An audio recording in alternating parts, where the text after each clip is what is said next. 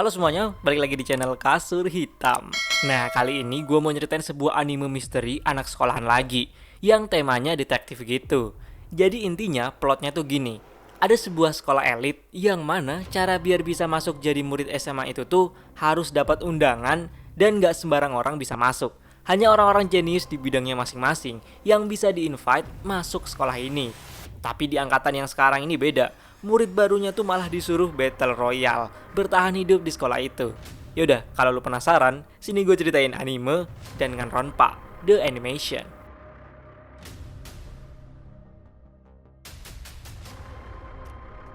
Pertama-tama, mari kita kenalan dulu sama sang MC kita yang namanya tuh Makoto Naegi. Salah satu murid baru yang dapat undangan buat masuk Hope's Peak Private Academy atau sekolah swasta Puncak Harapan. Ini sekolah isinya siswa-siswa terbaik di segala bidang. Jadi intinya, ini nih salah satu sekolah terbaik di negara ini. Setiap murid baru yang masuk sini langsung dapat julukannya masing-masing, yang dinamain siswa super duper atau siswa si paling-paling. Nah, si Naegi ini masuk sini dapat julukan super duper beruntung. Jadi hoki lah yang ngebuat dia masuk nih sekolah. Baru aja dia masuk gerbang, tiba-tiba aja dia udah pingsan. Bangun-bangun, dia tuh udah ada di ruang kelas. Semua jendela udah ketutup sama plat baja. Bahkan anehnya, banyak kamera yang udah kepasang di situ. Dia pun pergi ke ruang olahraga. Di sana, dia ketemu sama murid baru yang lain. Nah, gue kenalin satu-satu para murid ini plus julukan mereka. Pertama ada nih, cowok nyentrik, rambut gimbal namanya Yasuhiro Hagakure, si super duper dukun. Chihiro Fujisaki, si pemalu, dia nih super duper programmer. Hifumi Yamada, cowok gendut penyuka cewek tuji, si super duper pembuat majalah. Kiyotaka Ishimaru, cowok si paling disiplin, taat peraturan, tipikal ketua kelas gitu. Dapat julukan super duper Mr. Perfect. Aoi Asahina, nih cewek paling ceria di antara yang lain, positive vibes banget, si super duper perenang. Mondo Owada, tipikal cowok urakan yang gak kenal peraturan, dia super duper geng motor. Touka Fukawa, si cewek introvert akut, si super duper kutu buku. Junko Enoshima, cewek cakep tapi rempong, dia nih super duper model. Celestia Ladenbex, cewek-cewek gini dia dapat julukan super duper pejudi. Leon Kuwata, ini nih cowok yang zaman SMP-nya jadi idola cewek-cewek karena atletik, si super duper pemain baseball. Sakura Ogami, jangan salah, gini-gini Sakura-chan ini cewek spek petarung yang dapat julukan si super duper petarung. Sekali lagi, dia ini cewek.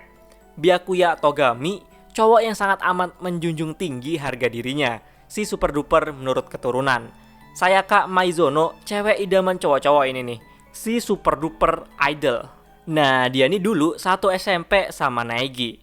Dan yang terakhir, Kyoko Kirigiri, cewek misterius yang julukannya masih misterius juga. Jadi ditambah Naegi, totalnya ada 15 murid baru. Mereka semua sama-sama bangun di ruang kelas kosong. Dan sekarang lagi nungguin acara penyambutan siswa baru yang ketulis di surat pas mereka bangun tadi. Pas mereka lagi asik-asik saling ngobrol, tiba-tiba muncul boneka yang namanya Monokuma, yang nyebut dirinya tuh kepala sekolah. ぬいぐるみじゃないよ、僕はモノクマだよ。お前らのこの学園の学園長なのだ。 Jadi dia ngejelasin aturan yang harus mereka taati. Sekolah yang udah kesegel itu, semua pintu bahkan jendela di sekolah ini pun kesegel sama plat baja. Cara satu-satunya buat keluar dari situ atau lulus dari sekolah itu tuh mereka harus ngebunuh teman kelas mereka sendiri. Tapi dengan syarat, pas sidang kelas dia nggak boleh ketahuan kalau udah ngebunuh. 殺し方は問いません。誰か殺した生徒だけがここから出られる。それだけの簡単なルールなのです。 Jadi kalau misalkan abis ada pembunuhan, bakalan ada sidang kelas buat ngeungkap siapa pembunuhnya. Terus diadain voting. Kalau jawaban votingnya itu bener, maka satu orang yang ngebunuh ini bakalan kena hukuman. Tapi kalau pas voting, suara banyak yang vote orang yang salah, maka pembunuh yang asli bisa keluar dari sekolah itu. Dan sisa murid yang lain bakalan kena hukuman. Nah, si Owada yang belum percaya ini malah nganggep itu semua lelucon. Dia pun niatnya mau ngancurin boneka Monokuma. Sebelum boneka itu dihancurin, ternyata boneka itu bisa meledak kayak bom. tapi boneka Monokuma itu muncul lagi. Jadi nggak ada yang boleh ngapa-ngapain si Monokuma ini. Abis ngedengar omongan Monokuma ini masih belum pada percaya. Mereka semua nyari jalan keluarnya. Jadi saat ini cuma lantai 1 yang kebuka. Sisa lantai atas masih disegel. Monokuma ngejelasin kalau lantai-lantai itu bakalan kebuka setiap berhasil nebak pelaku pembunuhan pas sidang kelas. Oh ya, mereka semua dapat buku pegangan elektronik yang ngemuat data diri mereka sama info-info lain. Mereka semua juga dapat kamar masing-masing. Di gudang makanan pun banyak stok makanan di sana. Kata Monokuma, makanan itu bakalan direfill setiap harinya. Ya mirip-mirip mereka tinggal di asrama gitulah pokoknya. Besoknya mereka masih belum tahu cara keluar dari situ. Jadi mereka ngejalanin aktivitas secara normal. Nah terusan Monokuma ini tiba-tiba muncul dan bilang mereka semua nggak bisa ngandelin polisi ataupun orang lain buat nyari mereka. Karena nggak bakalan ada yang datang nyelamatin mereka. Udah 2 hari ini nggak ada pembunuhan. Akhirnya si Monokuma nyuruh mereka semua ke ruang audio visual. Di sana mereka ber-15 diliatin satu-satu kaset video yang isinya video yang ngebuat mereka jadi pengen banget keluar dari situ. Nah, Maizono ini yang abis ngeliat itu kelihatan panik banget. Untungnya si Naegi nenangin dan janji ke dia bakalan ngeluarin Maizono dari sekolah itu secepatnya. Mereka semua akhirnya balik ke kamar masing-masing. Di kamar pun dipasang kamera CCTV. Mereka juga dapat alat perkakas gini satu-satu. Oh ya, jadi cuma kamar mandi cewek yang bisa ditutup. Dan juga si Naegi ini ternyata dapat kamar yang pintu kamar mandinya itu susah dibuka gitu. Kudu diangkat dikit kalau mau buka tutup. 実は君のシャワールームだけドアの立て付けが悪いことが判明したのです。プププププ。君の部屋のドアだけが立て付け悪いなんて笑えない。だって君は超高校級の幸運なんでしょ。それなのに全然ついてないじゃんね。 Tiba-tiba Maizono datang ke kamar Naegi. Dia minta tukar kamar karena kata dia tuh ada orang entah siapa yang gedor-gedor pintu kamarnya. Makanya itu buat semalam ini dia minta tukeran kamar sama si Naegi. Si Naegi pun setuju. Si Naegi pun juga meringatin buat gak bukain pintu ke siapapun malam ini, bahkan ke Naegi sendiri. Besok paginya mereka macam biasa sarapan di kantin sambil rapat gitu. Udah ditunggu sampai agak siangan, ternyata Maizono sendiri gak datang-datang. Naegi yang khawatir akhirnya ngedatengin Maizono di kamarnya. Lah ternyata pintu kamarnya itu gak kekunci. Di dalamnya udah berantakan, bekas sayatan di mana-mana. Nah si Naegi ini buka kamar mandi. Alangkah kagetnya dia ngeliat Maizono udah gak bernyawa dan ada pisau yang udah nancap di perutnya. Naegi pingsan, bangun-bangun dia udah ada di ruang olahraga bareng sama yang lain. Si Monokuma muncul dan bilang kalau pelakunya ada di antara mereka. Nah ini si Junko gak terima dan gak mau ngikut aturan si Monokuma. Dia malah nginjek si Monokuma. Alhasil si Junko ini kena hukuman ditembak panah dan mati gitu aja. Itulah konsekuensi kalau nggak ngikut peraturan yang dibuat sama si Monokuma. Jadi si Monokuma ini ngasih waktu buat ngungkap pembunuh si Maizono. Mereka semua mulai ngeinvestigasi kasus ini. Pastilah yang pertama dicurigain tuh ya si Naegi. Karena kejadiannya tuh ada di kamar mandinya si Naegi. Si Naegi ini udah ngejelasin panjang lebar kalau dia cuma tukeran kamar aja. Tapi yang lain masih belum pada percaya. Waktu kematiannya tuh sekitar jam 1:30 malam. Penyebab kematiannya karena tusukan pisau di perut. Selain itu juga di tangan Maizono ada luka. Yang kuning itu tuh. Di tembok itu ada pesan dari darah yang ditulis Maizono. 11037. Pedang-pedangan kuning yang jadi dekorasi di kamar Naegi ini juga udah patah. Kita ke tempat pembuangan. Ada sisa baju yang kebakar. Juga ada pecahan bola kristal. Dan juga ternyata penanda kamar Naegi sama Maizono itu udah ketukar. Pas lagi investigasi ini, si Naegi nemuin kaset punya Maizono. Disetelah sama si Naegi. Yang isinya ternyata grup idol Maizono bubar. Dan alasannya bakalan diketahuin sama Maizono kalau dia berhasil keluar dari tempat itu. Sidang pembunuhan pertama pun dimulai. Mereka semua nuju ke ruang sidang. Mulut keras sekarang tinggal 13 orang. Nah si Kirigiri nanya kenapa tempat berdirinya di situ tuh ada 16 orang. Kan anak-anak kelas totalnya cuma ada 15 orang. Tapi si Monokuma cuma jawab kalau emang udah dari sononya kayak gitu. Nggak ada alasan apa-apa katanya. Dimulailah debat buat ngungkap kematian Maizono. Nah kan senjata pembunuhnya tuh pisau dapur. Otomatis pelakunya pasti ke dapur dulu kan. Si Asahina bilang kalau bukan Naegi pelakunya, karena dia kemarin malam bareng sama Sakura-chan semalaman di dapur. Jadi dua orang itu tahu siapa aja yang ke dapur. Terus yang buat kaget tuh, kata si Asahina, yang ke dapur pas malam itu cuma si Maizono doang. Korban sendirilah yang ngambil itu pisau. Jadi kemungkinan pelakunya tuh nyerang Maizono pakai pisau yang dibawa si Maizono. Dan alasan yang ngebuat Naegi hilang dari tuduhan karena gagang pintu kamar mandinya tuh rusak. Kan mana mungkin si Naegi capek-capek ngerusak itu pintu padahal dia udah tahu cara bukanya. Ya tinggal diangkat dikit.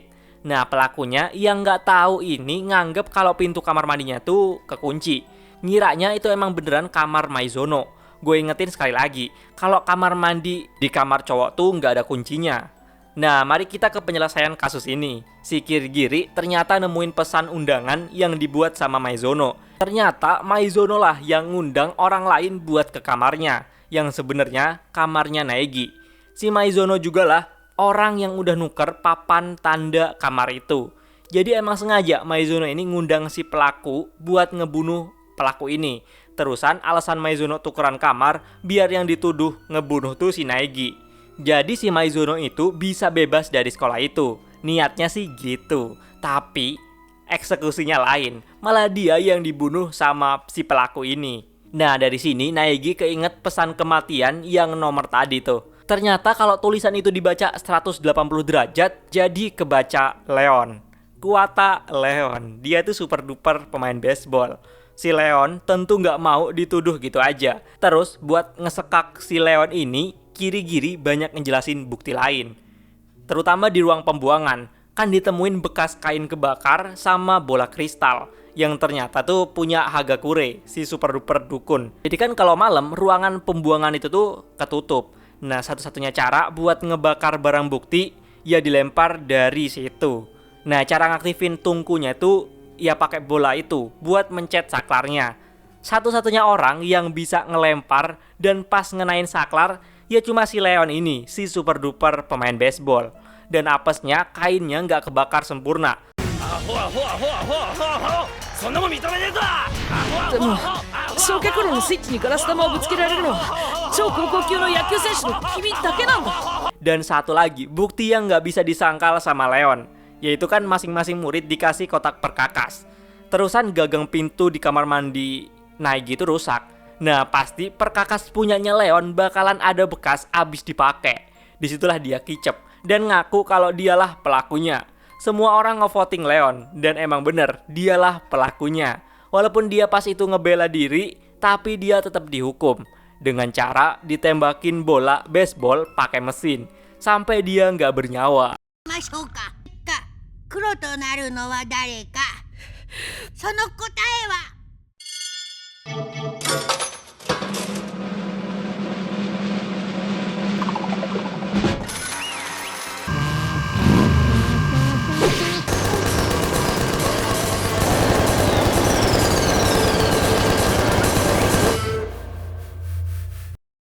Saat ini 12 orang yang masih hidup. Besoknya ruangan lantai 2 dibuka. Isinya tuh ada kolam renang sama ada juga ruangan ganti cowok cewek yang isinya peralatan gym. Tapi buat masuk ke ruang ganti itu harus pakai buku saku mereka dan harus sesuai gender. Di lantai 2 ada perpustakaan. Di perpus itu mereka nemu laptop rusak. Dan juga ada surat yang ternyata sebenarnya sekolah itu tuh udah ketutup, udah ditutup, disegel gitu. Tapi sama dalang Monokuma ini dipakai buat ngurung mereka semua. Perpustakaan itu jadi ruangan favoritnya Togami. Nah diam-diam ternyata Fukawa selalu merhatiin Togami. Dia kelihatan tergila-gila sama tuh cowok. Tapi si Togami ini pakai mulut pedesnya bilang kalau Fukawa cuma ganggu pemandangan doang. Malamnya pas Naegi ke kantin, dia diminta Owada sama Ishimaru buat jadi juri. Karena dua orang ini mau tanding lama-lamaan bertahan di kamar mandi panas. Si Naegi yang udah capek nungguin mereka milih buat duluan balik ke kamar. こいつがさっきから舐めたこと抜かしやがんだよ。大丈夫？もう40分経ってるよ。顔が真っ赤じゃねえか。温泉の猿かてめえは。顔が赤いのは生まれつきだ。痩せ我慢してんじゃね僕はまだまだ余裕だよ。鍋焼きうどんでも食べたいくらいだ。そろそろ出なよ。まだまだ。もう夜時間だから勝負は引き分けってことで。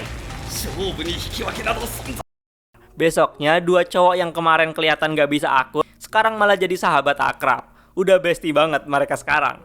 Tiba-tiba si Monokuma nyuruh mereka semua buat kumpul di ruang olahraga. Nah, si Monokuma ngasih surat ke masing-masing mereka, yang isinya tuh hal memalukan mereka, dan bakalan ngumumin pengalaman mereka semua kalau sampai besok nggak ada yang ngelakuin pembunuhan. Kayak contohnya si Naegi ini, dimana dia tuh ternyata masih ngompol di kelas 5 SD. Tapi siapa sih yang bakalan nekat buat ngebunuh cuma perkara pengalaman gitu doang diketahuin sama orang lain? Kata si Asahina mah gitu. Besoknya ternyata salah satu dari mereka ada yang mati. Dia tuh si Fujisaki yang udah nggak bernyawa dan posisinya kesalib gini.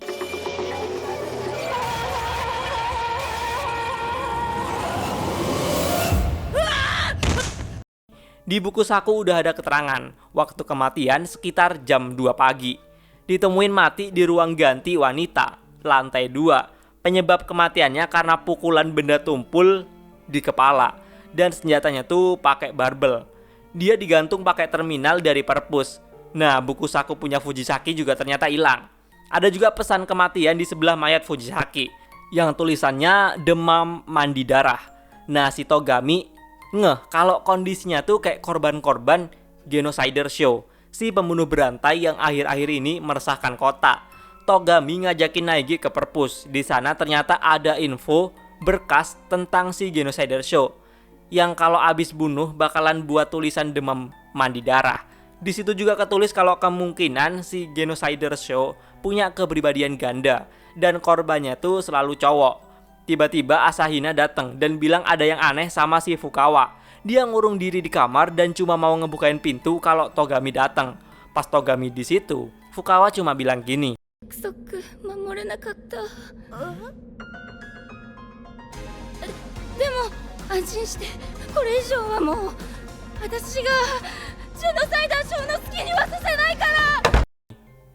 Akhirnya sidang kedua pun dimulai. Sekarang 11 orang yang masih bertahan hidup. Nah, awal-awal si Togami langsung ngeduga kalau pelakunya tuh Genocider Show. Soalnya persis kayak korban-korban dari Genocider Show.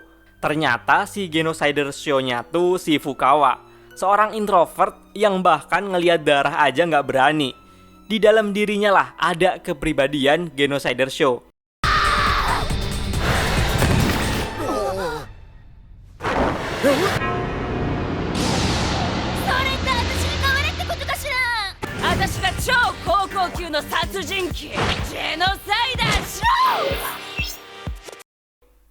Genocider Show dengan julukan Super Duper Pembunuh. Tapi Genocider Show nyangkal bukan dialah pelakunya. Soalnya Genocider tuh selalu ngebunuh pakai gunting, sedangkan kematian Fujisaki ini karena pukulan barbel. Malahan kali ini Naegi nyurigain Togami karena dia punya arsip kepolisian di rumahnya. Jadi dia udah tahu duluan metode pembunuhan punya Genocider Show. Jadinya dia bisa niruin cara ngebunuhnya. Apalagi tali yang dipakai nyalip Fujisaki itu asalnya dari perpustakaan, tempat kesukaannya Togami. Nah, disinilah Naegi sadar kalau pembunuhannya tuh bukan di ruang ganti wanita, tapi di tempat pria.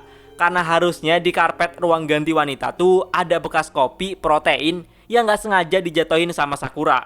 Tapi tadi di TKP bekasnya tuh udah gak ada, yang artinya pelaku ini ngebunuh di ruang ganti pria dulu. Terusan karpet sama posternya tuh diganti antara punya cowok cewek. Jadi kalau misalkan dicek, di karpet tempat pria pasti ada tumpahan kopi itu. Nah, pada bingung tuh mereka, kayak mana caranya Fujisaki bisa masuk ke ruang ganti pria. Karena Monokuma ngasih aturan dilarang ke ruang ganti lawan jenis. Soalnya masuk ke situ harus pakai buku saku. Ternyata si Fujisaki ini berbatang. Dia sebenarnya cowok, tapi sengaja dandan kayak cewek gitu. Kaget semuanya, kecuali si Kirigiri yang udah tahu duluan karena dia ngecek langsung di badannya Fujisaki. Nah, ternyata alasan pelaku itu bisa masuk ke dua ruangan itu karena dia make buku saku punya orang lain yang udah mati, yang kesimpen di aula. Tapi ternyata buku sakunya Leon itu tuh udah rusak. Makanya itu pelaku ini pakai yang punya cewek. Dan ini juga ngebuktiin kalau pelaku sebenarnya tuh seorang cowok. Si Naegi nanya ke sales karena dia ngelihat Fujisaki sebelum kematiannya itu. Katanya tuh Fujisaki bawa baju olahraga. Disinilah pelakunya ngelakuin blunder. Dia Owada yang bisa-bisanya tahu kalau Fujisaki ngambil kaos olahraga warna biru. Padahal si sales ini seorang saksi mata nggak ngomong warna kaos olahraganya. つまり犯人はあいつと同じ青いジャージを持ってんだな。じゃあ俺のは違うな。俺のは黒いジャージだ。 Dan beneran aja, emang Owada lah pelakunya. Jadi gini kronologinya. Fujisaki ngambil kaos olahraga warna biru di gudang. Nah, dia terus papasan sama sales. Terus Fujisaki ke ruang ganti pria dan ketemu sama Owada. Di situ dia sebenarnya pengen minta tolong ke Owada biar bisa jadi pria sejati. Karena dia abis baca isi surat yang bilang kalau dia tuh sebenarnya cowok. Si Owada intinya kesinggung sama omongan Fujisaki dan akhirnya milih buat bunuh dia. Owada itu sebenarnya punya abang seorang bos geng motor. Pas malam hari pergantian ketua geng motor dari abangnya ke adeknya ini ada suatu kejadian di mana Owada bareng abangnya dan anggota yang lain tuh lagi touring. Nah, Owada ini malah ugal-ugalan dan hampir ketabrak truk.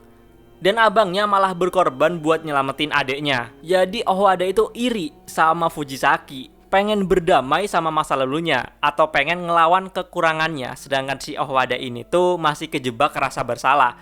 Dan itulah alasan simple dia ngebunuh Fujisaki. Hukuman buat Owada pun dimulai. Dia diikat di motor dan dipaksa muter-muter di kurungan kayak bola ini.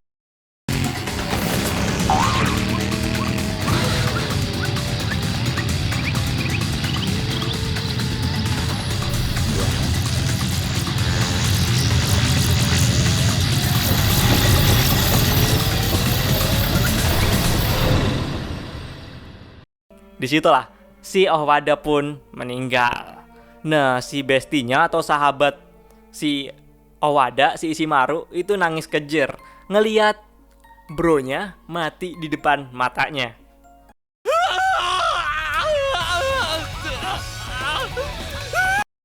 Nah, kita lanjutin ke part kedua ya guys ya.